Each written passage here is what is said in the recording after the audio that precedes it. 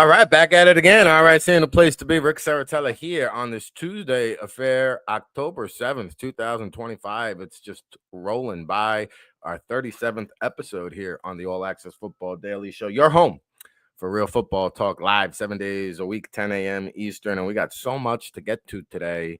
Unbelievable. The notepad is filled with notes. You see that? Notes for days. We got a lot of news and notes around the National Football League. We've also got some United Football League news, the UFL announcing some new venues, some new teams, some new team names, launch of their new season date. We'll get to that a little bit later in the show, along with some updated power rankings. The NFL power rankings have been turned upside down. We just tore them up, started from scratch. We've also got NCAA power rankings. I am working on a new mock draft for the world famous All Access Football Report that will be published tomorrow. That comes out every Wednesday, read by 50,000 subscribers from 70 countries around the world, 32 NFL teams, all subscribed.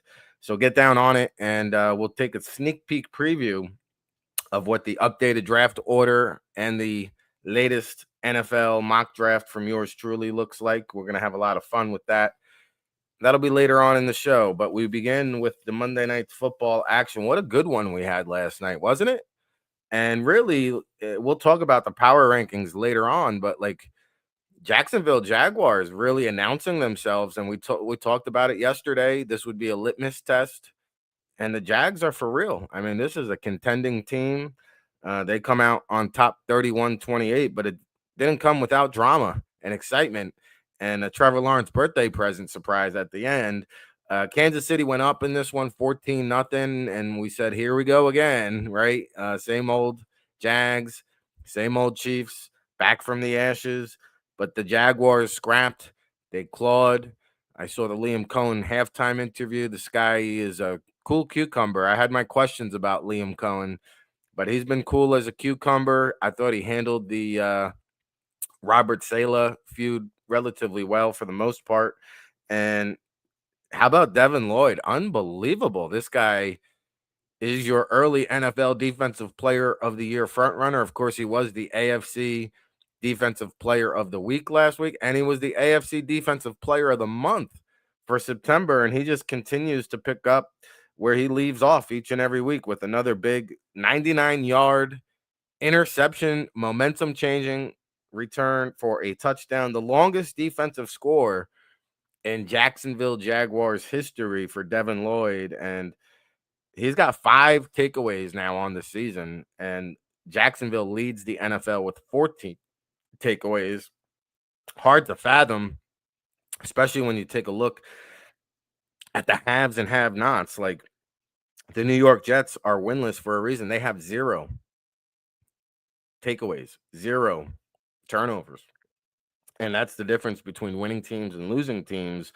So Travis Hunter, how about him making that spectacular, 40-something yard catch downfield? And that's what he does. He's not the greatest route runner, but he can go up and get it. He's got tremendous ball instincts. You saw it on that big play reception there for Travis Hunter, who finished with 3 catches for 64 yards, 2 tackles, and a pass breakup. And this week getting more offensive reps than defensive reps. And they've been pretty divided and split the last couple of weeks. 35 offensive snaps, 25 defensive snaps for the Jaguars. And, Brian Thomas came through in the clutch there at the end, 33-yard reception on that big third down play to set up the game-winning drive. And Jaguars did it without Brenton Strange, who's been a key part of this offense. He left mid-game with an injury. And you saw Trevor Lawrence there at the end with the fall down, stand up, dipsy-do, touchdown score on his birthday. The post-game locker room was a lot of fun to watch. And, KC, the refs always trying to help KC with those penalties, aren't they? And, Patrick Mahomes, his Hail Mary pass falls way short at the end. I mean, he didn't even get it in the end zone. He fell about 10, 12 yards shy of the end zone, and he only had about 50 yards to get it downfield. So Patrick Mahomes' arm strength, not what it was, maybe. Interesting. So there you go. The Jaguars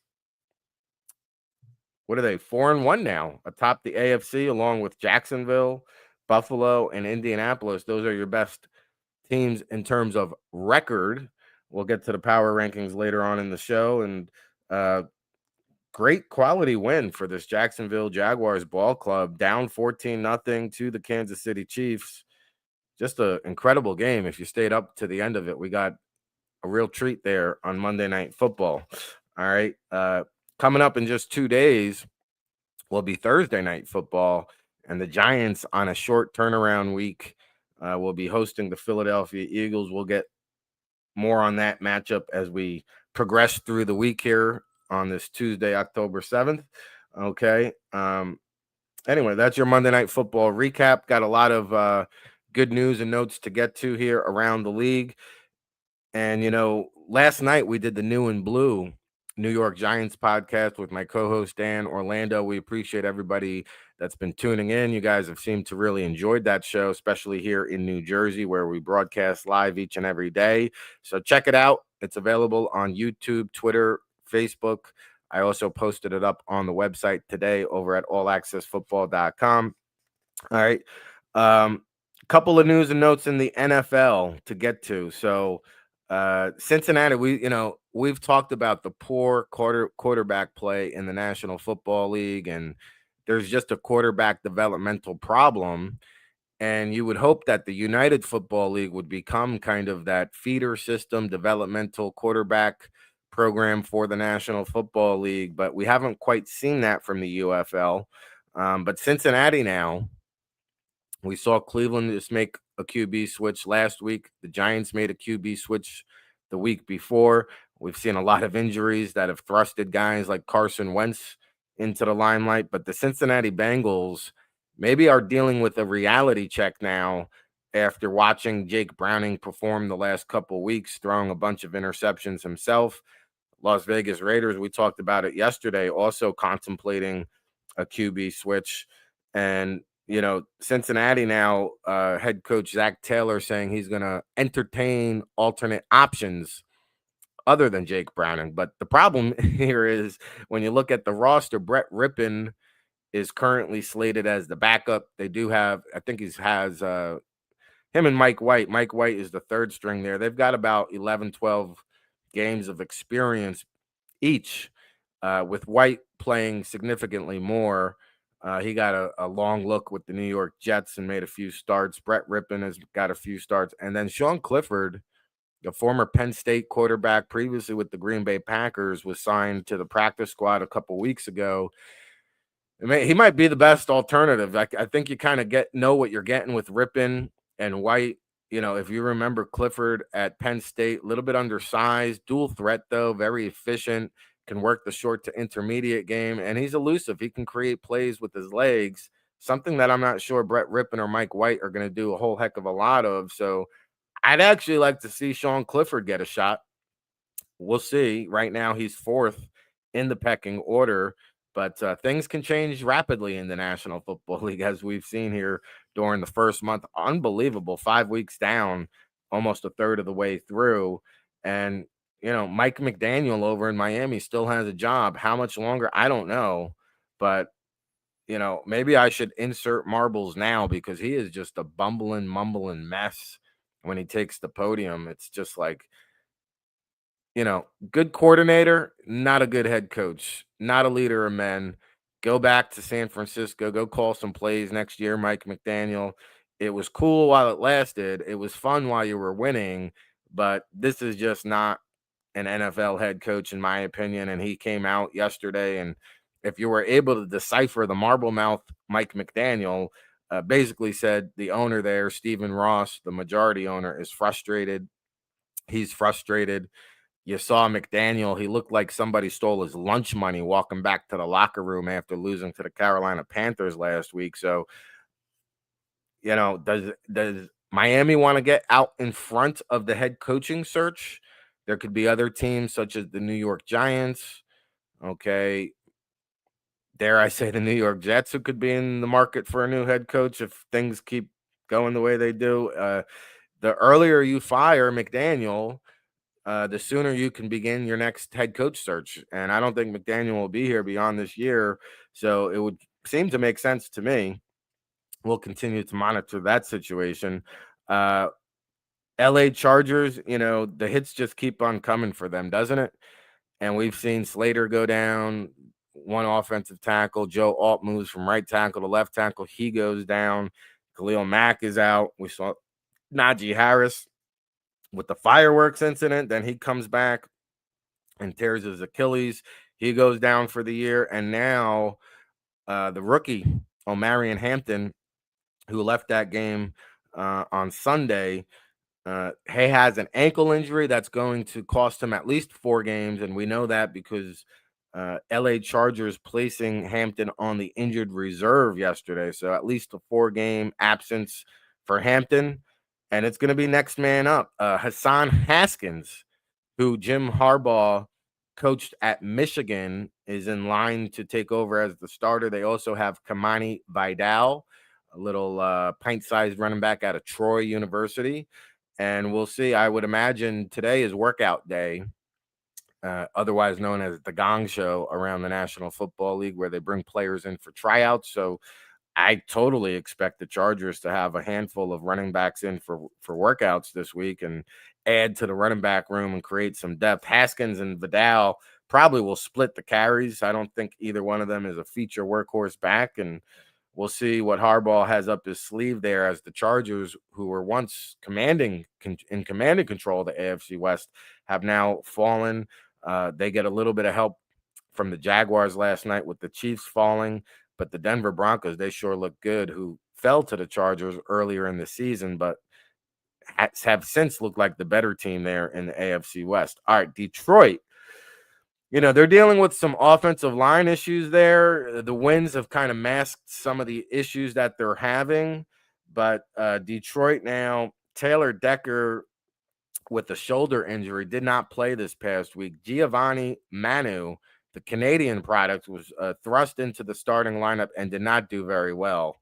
And so now Dan Campbell is going to consider alternatives now for his new starting left tackle until they get Taylor Decker back. It doesn't look like Decker will be back this week. They're holding out hope. There's an outside shot. But if not, Dan Skipper, the Indiana product, or Devin Cochran could get their first start after the failed tryout, I guess, for Giovanni Manu, who we were rooting for. But, these Canadian players, there's a little bit of a transition issue at the NFL level. All right. Jonathan Gannon came out and apologized for his sideline spat. I don't think it was necessary, but I guess in today's culture, he felt it was. And he said he woke up, and if you guys didn't see it, DeMarcado, and Mary DeMarcado, the running back there for Arizona, with just an all-time blooper. But we've seen this more frequently than we should be. Players dangling that ball before they get to the goal line. They want to celebrate early. He fumbles the ball, turns a touchdown into a safety, and Gannon kind of, smacked him. If we all, anyone who's played the game of football has been hit by their coach, I would imagine, in the same fashion for messing up at some point in their life. Maybe it doesn't occur. Maybe I'm just from an older generation, but I didn't find it to be too big of a deal. I thought the media overreacted to it a little bit there, but Gannon did apologize, saying when he woke up in the morning, he didn't feel good about it. And so he issues an apology there, as the Cardinals are bumbling, stumbling. And of course, tomorrow's Wednesday, so we'll have the legendary Howard Balzer breaking down the latest with the Cardinals. We'll also get into some Pro Football Hall of Fame talk with the H-Bomb tomorrow. How about this one? I thought this was pretty good. Sean Payton, I didn't see this reported too much, but I thought this was funny. After the Broncos win over the Philadelphia Eagles, Sean Payton actually ordered the bus driver to drive downtown Philadelphia, right down Broad Street, where they do the Philadelphia Eagles parade. So a little razzing there by Sean Payton after the game. He said, yo, bus driver, you make sure you go down Broad Street before we hit that airport, all right? So Payton, and Nick Sirianni and the Philadelphia Eagles will be sure to remember that if they do somehow, some way meet up in the Super Bowl again, that will be brought up. I can promise you that. But got to like the moxie there from head coach Sean Payton of the New England Patriots. All right, couple of injuries to get to here. We've got Patriots running back Antonio Gibson goes down with an ACL. He will be out for the season. And he's been taking about 16.6% of the offensive snaps and a timeshare there with Ramondre Stevenson. And I never want to say something good comes out of injuries because you never want to see anyone get injured. But I actually feel like this Travion Henderson, who I was a big fan of coming out of Ohio State, I think a third-round rookie, he's going to see more playing time now. And I think Travion Henderson will be a nice complement to Ramondre Stevenson. And I wouldn't be surprised if by the end of the season or even halfway through the season, Travion Henderson emerges as the starting running back there in New England. Remember, we told you about Woody Marks before the season started. This is another rookie, Travion Henderson, very impressive, good-looking player. Spencer Schrader, did you see that play in the Colts game where the Raiders safety Tristan McCollum went in for the blocked kick and it got called for a penalty, but he landed awkwardly on Spencer Schrader, and at first you thought, here goes the kicker acting again, but he actually tore ligaments in his ACL and MCL, and this is a big loss for the Colts because Schrader was the special teams player of the month for the month of September. He had nailed, I think, all 11 of his field goal attempts on the season, and so the Colts now will be in a market for a kicker. We got the Gong Show. Colts will probably be trying out kickers today.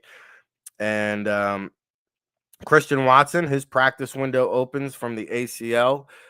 We had Jason B. Hirschhorn on last Friday doing a great job with his Packers bye week update. And Watson now, 21-day practice window opens. He's coming back from that ACL injury as the Packers get a little bit stronger. Okay. Keon Coleman, he was benched for the first offensive series. And that was what Sean McDermott called discipline, and something that transpired earlier in the week. So Keon Coleman, I don't want to say he's in the doghouse, but he's doing things he shouldn't be doing over there in Buffalo. All right, we're doing Big Willie things here on the All Access Football Show. We're live 7 days a week, 10 a.m. Eastern. Great to see our guy Big Law, Lawrence Johnson, in the chat room, and of course, Big Law was on a couple of Fridays ago with his Virginia preview, and he called that Virginia-Florida State upset on the money. Appreciate the shout out, Big Law. Thanks for tuning in. Thanks for everybody who tuned in today on Facebook, YouTube, Twitter, X. Please smash that like button, share it, subscribe it. I'm only halfway through my NFL news and notes. A lot more to get to. We'll also get into the NFL mock draft that I'm working on, the power rankings. We'll take a look at the NCAA power rankings. We got some UFL news from the United Football League. But first, a quick break. We'll be back right after this. Hey, RIC and a place to be. Ric Serritella checking in from the legendary Jersey Shore for the world-famous All Access Football. And you're tuned in to the All Access Football Daily Show, our newest venture here at the world-famous All Access Football, read by all 32 NFL teams and 50,000 subscribers from around the world. And I've been blessed and fortunate enough to work in this great game of football for the past 2 decades. It's our 24th season of providing you independent analysis when it comes to the NFL draft and everything pigskin, whether it's the NFL, college football, NFL draft, CFL, UFL. We'll be with you each step of the way, especially for draft season when we really get into high mode. Of course, it's all brought to you by the 2026 NFL Draft Bible, published in April, featuring over 500 in-depth scouting reports with our boots-on-the-ground analysis.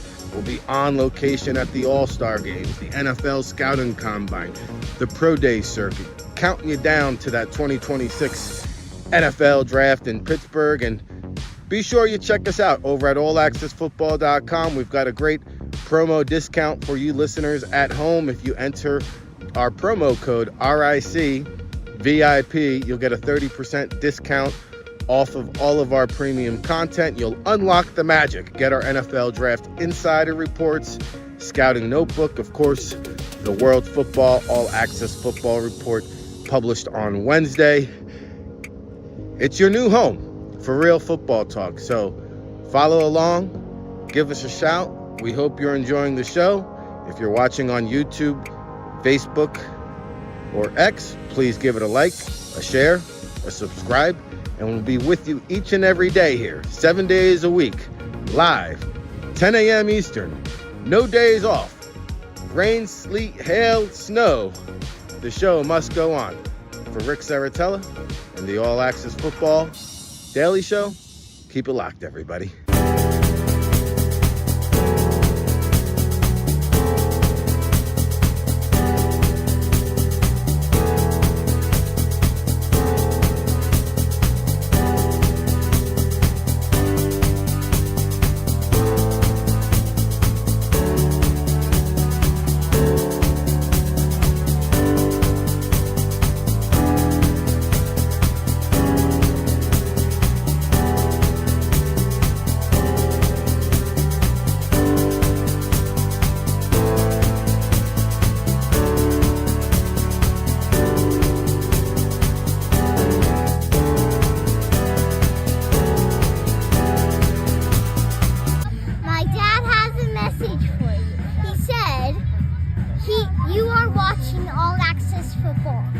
All right, back at it again. All right, seeing a place to be. Ric Serritella here with you on a Tuesday, a tutorial Tuesday, October 7th, 2025. It is our 37th episode of the All Access Football Daily Show.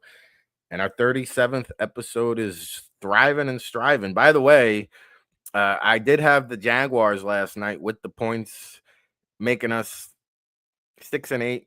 Our worst week of the season, week 5 against the spread. I think a lot of people felt that as well, but we are 44-35 against the spread year to date. So holding strong, 9 games above 500. We'll try to do better for week number 6. We'll have our first prediction on the books on Thursday with that Giants-Eagles NFC East matchup.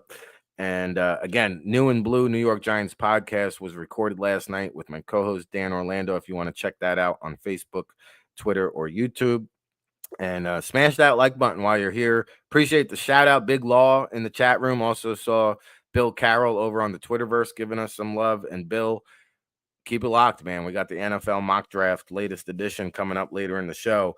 But I paused on the Buffalo Bills because a couple things.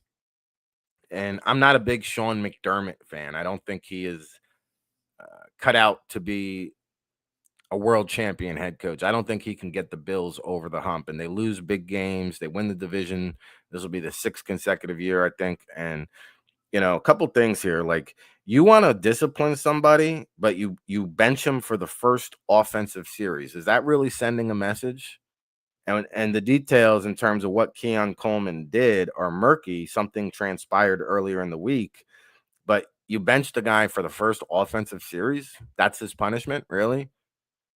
Wow, way to send a message there, Sean McDermott. Not only that, I saw that after the game, he threw his offensive coordinator, Joe Brady, under the bus. And after the game, he said, you know, we got a little too cute with the play calling. Well, you're the leader of this team. Why are you throwing your offensive coordinator under the bus? That's not real leadership. And this is what I mean by Sean McDermott. And I'll tell you, as somebody who lives in the state of New Jersey, his 9/11 remarks were so far off base. I don't respect them. And Joe Brady came back yesterday and said, hey, we had a lot of plays that are 2-play calls. And in response, he was asked about, were you too cute? He goes, hey, did we fumble on the Dawson Knox play? Yes. But if the play succeeds, you're not thinking twice about it. So, you know, just unnecessary media fodder that Sean McDermott is putting out there. But I don't know. We'll get into the power rankings. I just don't have a lot of faith in the Buffalo Bills. And our guy, Ryan Van Denmark, who's a product of Lavalette, New Jersey, right here, one of the offensive linemen there, we root hard for him, but we do not We do not respect the head coach over there in Buffalo. Hey, this is your home for real football talk, all access football. Ric Serritella, so you know who said it, Sean McDermott. You're welcome to come on the show anytime. All right, Buffalo. All right, that's NFL news and notes. Sorry, I had to get on my high horse there a little bit. I apologize. Las Vegas Raiders, Brock Bowers inactive this past week. You know, the only way for him to get better is to rest. He did not play. Could he miss another week? We shall see. But Michael Mayer, the other tight end there, has a chance to play this week. He cleared the concussion protocol for those of you keeping track at home.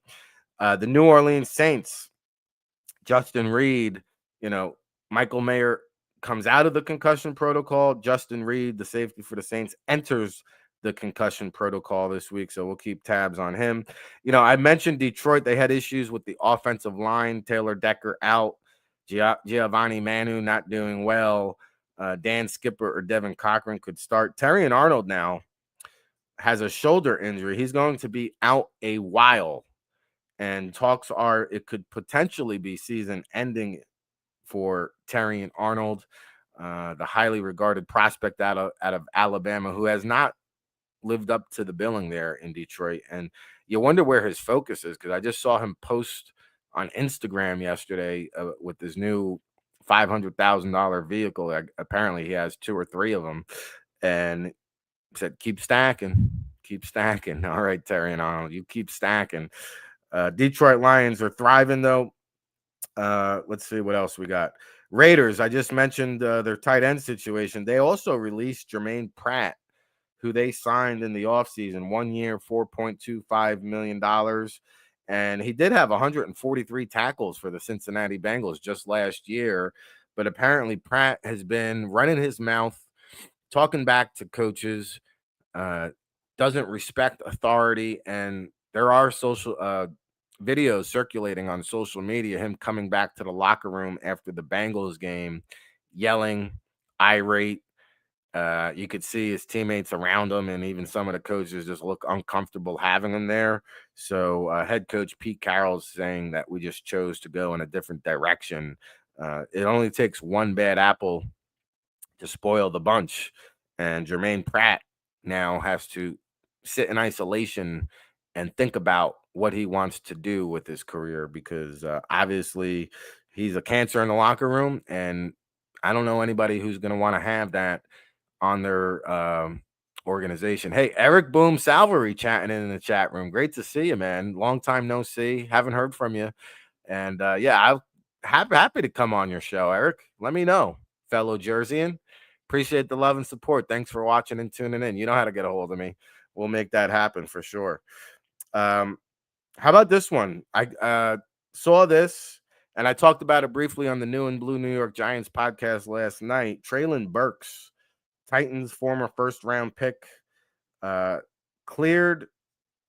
medically cleared with a collarbone injury. Now, initially, NFL.com had reported that he's free to sign with any team because he had been released in training camp while on the IR. But then a secondary report came out and clarified that the Titans still have his rights, or still have him under contract. And so I guess now you'll have to trade for a Traylon Burks, but any team in the market for a wide receiver wants to roll the dice, try to catch lightning in a bottle. He did get taken in the first round for a reason, and his struggles there in Tennessee really stemmed from being able to stay healthy, and just always had an injury.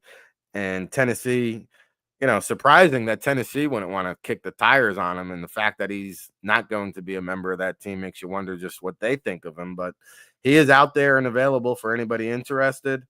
And, I put off the Mark Sanchez story. I touched base on it lightly on Sunday as the story developed. And so now we've got more details emerging. And I tell you, man, the victim, the 69-year-old grease truck driver, gruesome pictures, especially the side shot. I know the front shot has been circulating a lot, but man, if you see the side shot of this man's face, he got gashed pretty good. It was a knife fight. And Sanchez, who had surgery, later got arrested is now facing felony battery charges, level 5, involving seriously body injuries. He faces 1 to 6 years of prison time. And more disturbing is some of the details now that are emerging. Obviously, it was an alcohol-induced brawl because, well, at least according to the victim, said Sanchez just reeked like booze, as does the police reports indicate. But more disturbing is like there could have been something more than alcohol, and I don't want to speculate. There's plenty of people online on social media that have opinions on as to what he could have been on. But the security cameras caught Mark Sanchez doing wind sprints up and down the alley prior to this incident with the grease truck driver. And so that tells me it could be something more than alcohol, and it could be CTE, it could be angel dust, it could be bath salts. I don't know. I don't want to speculate. I guess I just did, but I just bizarre, a bizarre and unfortunate and sad story because this is a husband, this is a father. This occurred at 12:30 at night, less than 12 hours before he was getting ready to do a broadcast. And they had to call in Brady Quinn from off the bench to fill in for Sanchez there during the Indianapolis and Raiders broadcast. But that's the latest on Mark Sanchez. And hey, man, we hope both the victim and Sanchez heal up and he can get his life together because clearly there's a lot of questions surrounding the one Mark Sanchez. All right. Let's see, 10:33. We're about halfway through the hour of power. And we've got power rankings to get to still. The Bill Belichick report that came out. We'll talk some NCAA, but we have the mock draft. Let's get into United Football League real quick because they've been issuing a lot of press releases. I've been trying to keep up with it, and we'll be treated to a really good guest on Thursday, James Larson, who is a United Football League insider, and he is the insider aficionado when it comes to United Football League. I mean, I don't know anybody who covers that league as well as James Larson or who has as many sources, but the UFL coming out announcing new teams in Columbus, Louisville, and Orlando, which is a little bit of a head scratcher for me because alternate football teams in the Northeast and Columbus is more Midwest, I suppose, but I don't see a strong market there. Louisville is a little bit of a head scratcher for me. But I guess I like Louisville more than Columbus or Orlando, which Orlando has been tried and failed so many times previously with the XFL and the USFL. And, this is a league that's had issues selling tickets, and these are not markets like Orlando. Nobody's going to go to a United Football League game in Orlando. What are we thinking here, guys? And I've reached out to this league and tried to help them out, but they're so caught up in their emotions and feeling themselves. And yet we see tweaks and twerks and changes. It's because the league's not successful. And that's why they have to keep making all these radical changes. So no more conferences. The USFL and XFL branding is gone. The new playoff format, 4 teams will make the playoffs, and the league will kick off on March 27th, which, again, I think they dropped the ball here because the XFL, see, this March 27th kickoff is more of a USFL format. And when they merged with the XFL, I liked what the XFL did. They kicked off the week after Super Bowl. And I thought that was important for them to switch back to that because there's a lot of fans that you can catch coming off of the Super Bowl that want to keep the football feeling going. And boom, right there, the next weekend, you got 4 games on the docket. Season kicks off. You can have your training camp while the NFL playoffs are going on and promote the league that way. But they don't do any marketing. They don't do any grassroots marketing.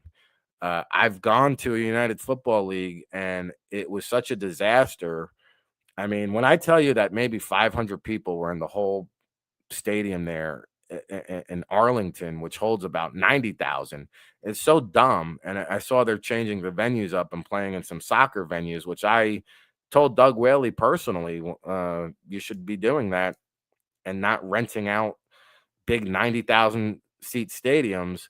But they don't even know how to handle it because logistically speaking, it's like, all right, well, you sold 1,000 tickets. You think maybe you would put them down on the lower tier in between the 40s and at least aesthetically speaking, make it look like a television production, but it looks more like a COVID game because when I was there, and this is what they do every game, they got fans hanging out in the upper deck, fans hanging out behind the end zone, fans hanging out wherever they want.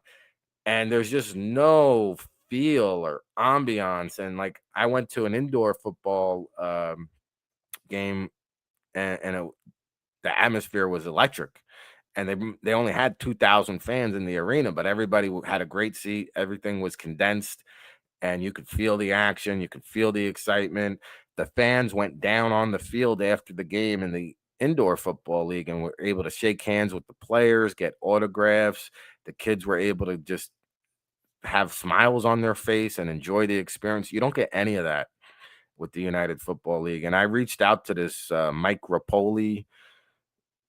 Is that how you say it? The new sucker owner who's going to invest into this league now. Well, I reached out to him and invited him on the show, and he blew me off.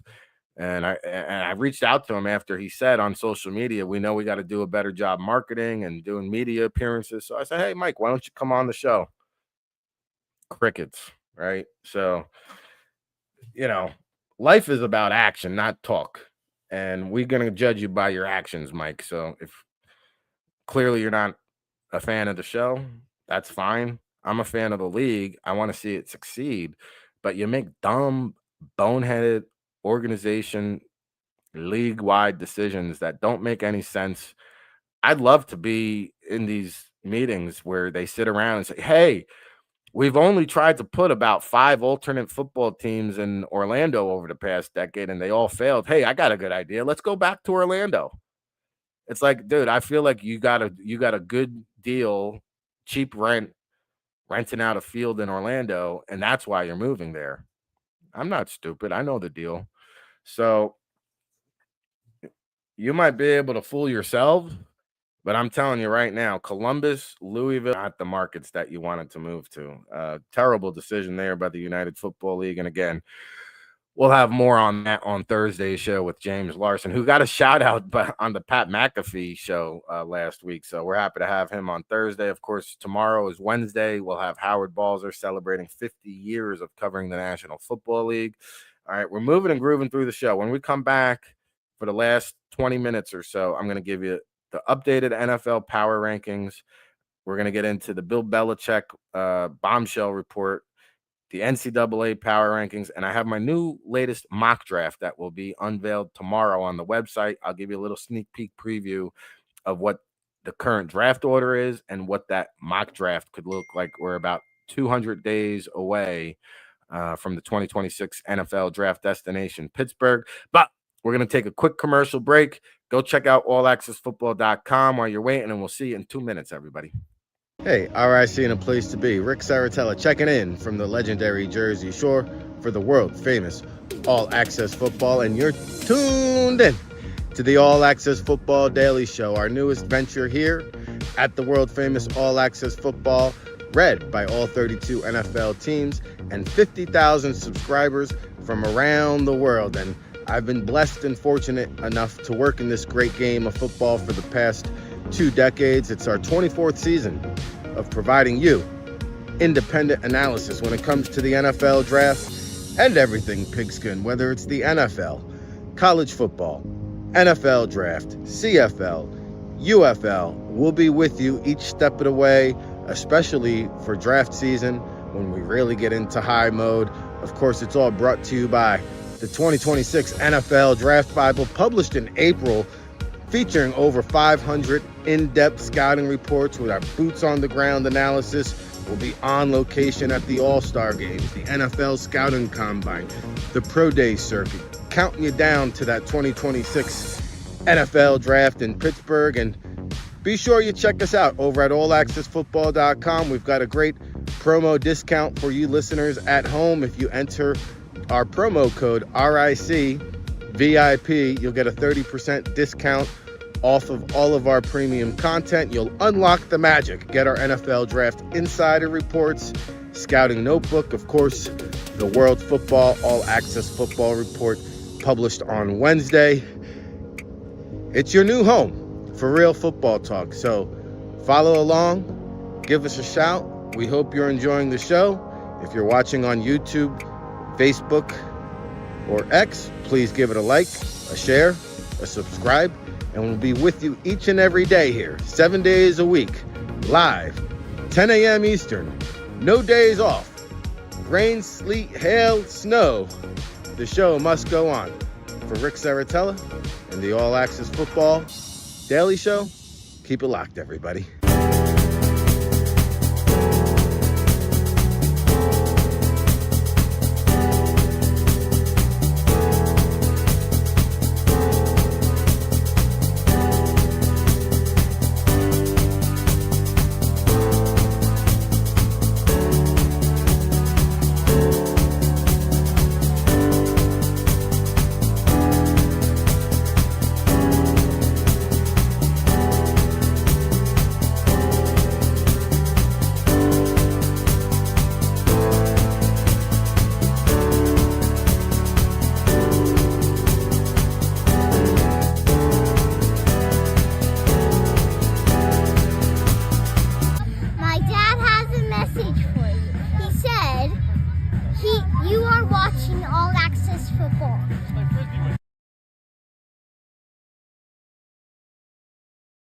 Let me unmute myself. Ric Serritella telling it like it is when it comes to the NFL draft. Everything pigskin here on the All Access Football Daily Show. It's our 37th edition here on Tuesday, October 7th, 2025. You're home for real football talk. And we are keeping it real here today, aren't we? Shout out to the chat room peeps, Lawrence Johnson, Big Law, Eric Boom, Salvery, Bill Carroll, the Draftnik. We're going to get into my NFL mock draft in just a second, but I promised you new NFL power rankings, didn't I? And we haven't spent a lot of time on the power rankings here because, you know, you want to get a feel for the landscape of the National Football League. We're almost a third of the way through the season. I'm not sure we truly have a feel just yet, but it's time to start from scratch, tear up your old power rankings and in with the new. And here's what we got for you. And I debated, who did I want to put up top? Who's the best team in the National Football League right now? And to me, it's the Detroit Lions. And we mentioned they got some issues there at left tackle. They got some issues there at cornerback. But the overall body of work after dropping that week 1 game, they've come out like gangbusters now, 4-1, couple of big wins. And to me, no Ben Johnson, no Aaron Glenn, no problem there. It wasn't the coaches, I guess. It's the Dan Campbell machine. We'll bite your kneecaps off holding strong at number 1. Now, number 2 was tough as well. Because I still think the Philadelphia Eagles are a force to be reckoned with at 4-1, but they just lost to the Denver Broncos. So I can't justify the Eagles over the Broncos. So I got the Denver Broncos now, number 2 at 3-2. And yeah, I know they lost to the Chargers, but the Chargers have since lost a lot of key players. And the Chargers have been in a downward spiral while the Broncos have been in an upward trend. And I like Sean Payton taking the bus down Broad Street in Philadelphia there on the way back to the airport. So Philadelphia comes in at number 3 for me at 4-1. And I think the AFC and NFC are both wide open. Tampa Bay at 4-1. This is a gutsy, gritty team, and injuries haven't been a problem for them. They continue to maintain and hold strong. I like Tampa to be one of the leading contenders when it's all said and done. I've got them at number 4 right now. I threw the Buffalo Bills up there at number 5. I don't think they're a Super Bowl contender. They've beaten a bunch of patsies, cupcake games, all of their wins. They play a good team and lose. I got them at number 5 right now. I'm probably being too generous there with Buffalo, but 4-1, we'll slot them at number 5. And how about the Indianapolis Colts? Probably the most potent offensive attack in the National Football League. They got 2 or 3 wins by 20 points or more. They're 4-1. So Indianapolis looks like the real deal. San Francisco, you got to give them respect. Another team that's overcome a lot of injuries and sitting at 4-1. And we talked about the wild NFC West. Well, I got the Rams at number 8 at 3-2. I still think they're one of the best teams from top to bottom. They've had a couple of tough losses there. And how about the Jacksonville Jaguars? They move up. They were number 10 on my rankings last week. I like what I see. Got to see more. Obviously, beating the Chiefs is a big win. I put the Jaguars at 4-1. And the Chiefs, who, believe it or not, we're going to get to my mock draft in a minute, currently slotted at number 10 to pick 10th in the draft. But I've got them holding on at number 10 in my power rankings at 2 and 3. And listen, they almost knocked off the Jaguars. So I know they have some tough losses as well, but I'm going to keep the Chiefs in there at number 10, and that is my NFL power rankings. Okay, quickly here. Very interesting that the Bill Belichick story, if you guys didn't see it, from WRAL News, I guess a local news affiliate down there in Chapel Hill, did a very deep dive, elaborate feature story on Bill Belichick and interviewed a bunch of parents and players and anonymous sources and saying it's an unstructured mess, no organization, no communication. Parents and players have been left out in the dark. It's all starting at the top, and the boys are being affected. A parent of one player said, "I don't fault the players. I fault the leadership that created this toxic environment. There's an individualistic mindset. The boys are young and they're feeding into it." There's a lot of quotes that go on in this story, but basically what they're saying is the coaches don't talk to anybody. Mike Lombardi's been a big jerk on campus. Parents are told not to even contact the coaches. They haven't heard from any of the coaches, whereas Mac Brown, there was a relationship there, and parents were able to communicate with the coaches, and some parents even saying the coaches would call them if there was a problem in-house and talk to the parents about it. You don't have any of that with the North Carolina Tar Heels, according to this report.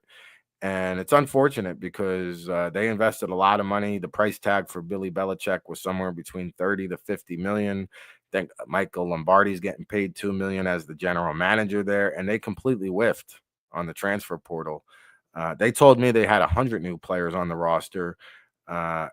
70 of them, it's being reported as 70. I think 70 of them came from the transfer portal. And did they get any hits? I mean, did anybody make an impact on this team? And that loss against Clemson was so brutal.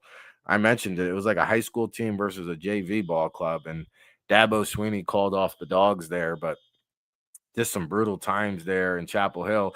And the other thing is the preferential treatment from the guys they did bring in from the portal, like Thaddeus Dixon, who played with Steve Belichick over there in Washington. His parents get on the field access, and they roll out the red carpet for Thaddeus Dixon's family, but none of the other families are allowed onto the field. And so those are some of the things happening down there in Chapel Hill. I do have updated NCAA power rankings that I'll get to here quickly. We've talked about it. Ohio State, Oregon, and Miami, they're the cream of the crop right now, all sitting at 5-0. Ohio State at Illinois this week. Oregon versus Indiana. Okay. And Oklahoma comes in at 4 for me. They're at Texas this week. Alabama, I have at 5. They're going to be at undefeated Missouri, who's 5-0. I've got Georgia at 6 at 4-1. Ole Miss at 5-0. Lane Kiffin's got to show me he can win a big game. Texas A&M holding strong. They got a tough matchup this week against Florida. They're 5-0. And I've got Indiana back in my top 10. We'll see how long that lasts, if they can keep it close with Oregon this week. And then the Texas Tech Red Raiders at 5-0. One of these teams that have spent more. Texas Tech, I think they may have even spent more than Texas on the NIL, and it's paying big dividends for them. They did hit on the transfer portal, and they are 5-0 because of it. All right. So those are your power rankings. Let's get into the mock draft, shall we? And this will come out tomorrow officially over on allaccessfootball.com. We do the world famous All Access Football Report each and every Wednesday, courtesy of yours truly. And, been putting a lot of time into this mock. And so we've got the updated draft order. We'll try to dive into what the top 10 could look like. So right now, the winless New York Jets, in theory, would have the number one overall pick. And clearly the Justin Fields experiment is not working, right? And I debated like which quarterback did I want to give them.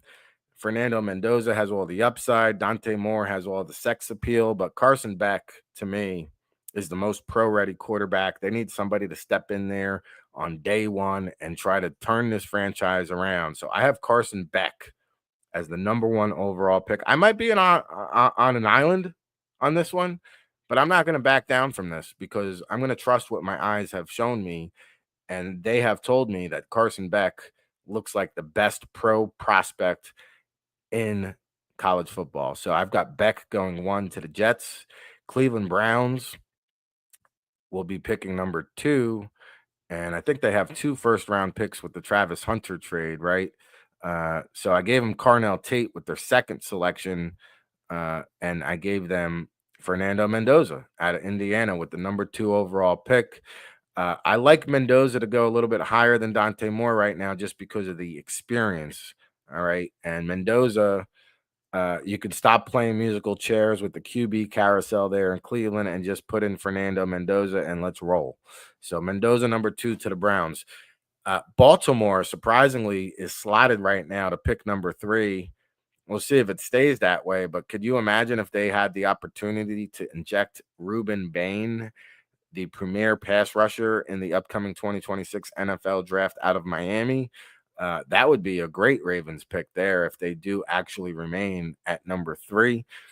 Number 4, I went chalk again with Caleb Downs, the safety out of Ohio State. The Dolphins are just going to need blue chip talent, and Caleb Downs is that. So I've got Downs at 4 to the Miami Dolphins. And then here comes Dante Moore. These one-year starters can be risky business. Go ask Anthony Richardson and Dwayne Haskins and, dare I say, Mark Sanchez. The list goes on and on and on. But, Dante Moore seems like a Kellen Moore quarterback to me. I think he could have success there. And, it's hard to find a home for a lot of quarterbacks.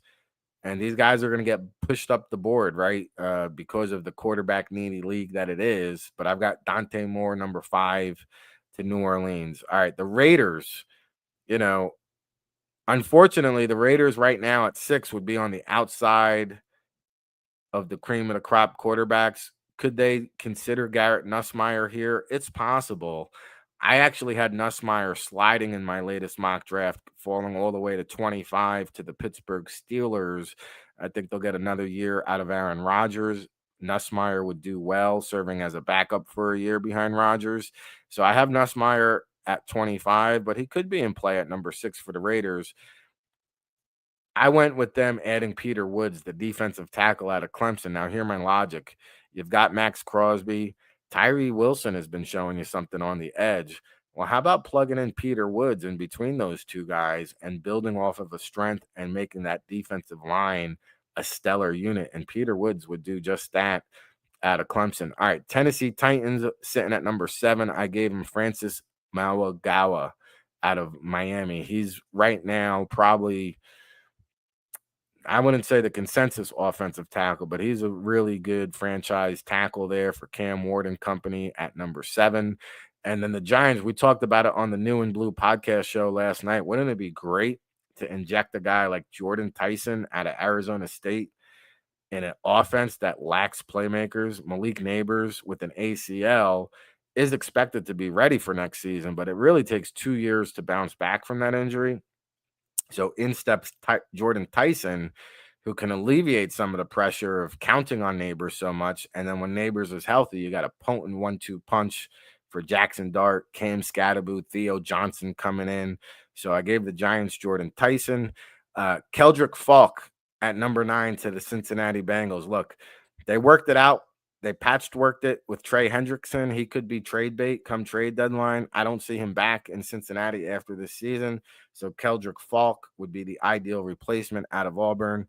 And I actually have a run on pass rushers here. Kansas City Chiefs, I gave them TJ Parker. Hard to believe the Chiefs are slotted at number 10. Now, I'm using the Tankathon rankings. If you're not familiar with the website, Tankathon does a great job of keeping you up to date of the latest NFL draft order, strength of schedule, all that. And so Kansas City at number 10. And I have another pass rusher, Mateo Ugalele out of Oregon, going to the Carolina Panthers at number 11.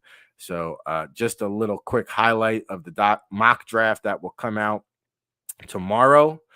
All right. Like I said, Garrett Nussmeier, I have 25 to the Pittsburgh Steelers. The Browns were one of 3 teams that have 2 first-round picks. I gave them Fernando Mendoza and Carnell Tate. The Dallas Cowboys, they need a pass rusher, and I gave them one. But with their first pick, I gave them Trevor Gooseby, the offensive tackle out of Texas. They've been banged up on the offensive line. And then later on in the draft at 24, I gave them Gabe Jackas, the pass rusher out of Illinois. And, of course, they have an additional first-round pick from the Micah Parsons trade. Also, the LA Rams are going to have 2 first-round picks. And I gave them cornerback Avian Terrell.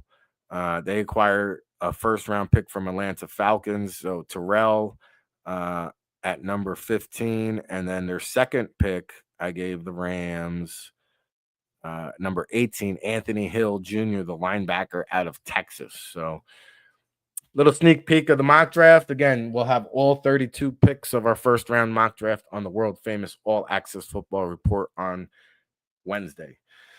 Woo! Another hour of power in the books. Hard to believe. The time just flies by.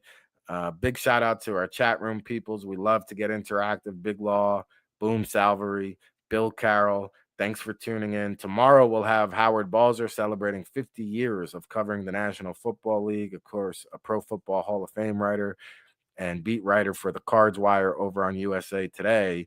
We'll talk about the Arizona Cardinals, Jonathan Gannon, DeMarcado, and we'll get into some Pro Football Hall of Fame debate because there's a logjam at the wide receiver position that's fascinating. And I'm going to pick Balzer's brain tomorrow, and I'm coming prepared. I'm locked and loaded. Like, I went back. I've seen all these guys play, but I got all their resumes, all the notable information that we need to have a great, strong, good debate, at least a very insightful conversation on tap for tomorrow with Howard Balzer. And Thursday, we got into the United Football League a little bit in the B block. Tomorrow, we'll get the full lowdown and inside scoop from James Larson, who covers the UFL as well as anybody I know. Still working on a guest for the Football Friday affair. And Saturday is our college football pregame show with residential scout Russ Landy. We do that each and every Saturday, highlighting marquee matchups with a keen focus on NFL draft prospects, if you like that kind of thing. And then Sunday is our NFL Pick'em show. We're now 44-35 against the spread season to date. So big week ahead here. What is this? Our 6th week of programming, our 37th episode in the books. I didn't promote the giveaway yet. So before we do, on our way out the door, if you go to allaccessfootball.com, use our promo code RICVIP, get the 30% discount, $20 for the year. You get the 2026 NFL Draft Bible with over 500 in-depth scouting reports. Take advantage of that early bird registration. It'll pay huge dividends when you watch the draft come April. And for a limited time until these books run out, we're also going to give you value picks from our good friend Neil Stratton inside the 2016 NFL Draft 10-year anniversary. Takes you inside the war room of 8 specific draft selections, how the sausage was made, why they were made. Over 100 interviews were conducted for this book by NFL general managers, front office executives, NFL scouts, George Patton with the testimonial, John Spytek, Les Snead, Mike Martin. You need to get this in your collection. And this goes for about $20 on Amazon. So it's a 2-for-1 when you order the NFL Draft Bible and subscribe to the all annual access pass. You'll also get access to our insider. But wait, there's more. Courtesy of our new sponsor, Canadips. Go over to canadips.com. You can get your own pack. They go for about $30-35 a pack, CBD dips. And we're going to include a free pack with your subscription. So you get the 2026 Draft Bible, get the value picks, get access to all of our insider content. You can dive into the mock draft tomorrow. And, a free pack of Canna Dips. It's about a $75 value for $25. If you like the show, you got to the end of the show, so hopefully you enjoyed the show. And if you want to support the show, this is how you do it. Go over to allaccessfootball.com, use the promo code RICVIP, unlock the magic, and get all these goods. We got a nice little gift bag we'll drop in the mail, courtesy of our sponsors, okay? Woo! All right, the hour of power is in the books. We'll try to do better tomorrow on Wednesday. For everybody who chimed in the chat room, everybody who watched at home on Facebook, Twitter, and YouTube, please smash that like button one more time on your way out the door, and we'll see you tomorrow, 10 a.m. Eastern, everybody. Thanks for tuning in. Hey, RIC in a place to be. Ric Serritella checking in from the legendary Jersey Shore for the world-famous All Access Football, and you're tuned in to the All Access Football Daily Show, our newest venture here at the world-famous All Access Football, read by all 32 NFL teams and 50,000 subscribers from around the world. And I've been blessed and fortunate enough to work in this great game of football for the past 2 decades. It's our 24th season of providing you independent analysis when it comes to the NFL draft and everything pigskin, whether it's the NFL, college football, NFL draft, CFL, UFL. We'll be with you each step of the way, especially for draft season when we really get into high mode. Of course, it's all brought to you by the 2026 NFL Draft Bible, published in April, featuring over 500 in-depth scouting reports with our boots-on-the-ground analysis. We'll be on location at the All-Star Games, the NFL Scouting Combine, the Pro Day circuit, counting you down to that 2026 NFL Draft in Pittsburgh. And be sure you check us out over at allaccessfootball.com. We've got a great promo discount for you listeners at home. If you enter our promo code RICVIP, you'll get a 30% discount off of all of our premium content. You'll unlock the magic. Get our NFL Draft Insider Reports, Scouting Notebook, of course, the World Football All Access Football Report, published on Wednesday. It's your new home for real football talk. So follow along, give us a shout. We hope you're enjoying the show. If you're watching on YouTube, Facebook, or X, please give it a like, a share, a subscribe, and we'll be with you each and every day here, 7 days a week, live, 10 a.m. Eastern, no days off, rain, sleet, hail, snow. The show must go on. For Ric Serritella and the All Access Football Daily Show, keep it locked, everybody.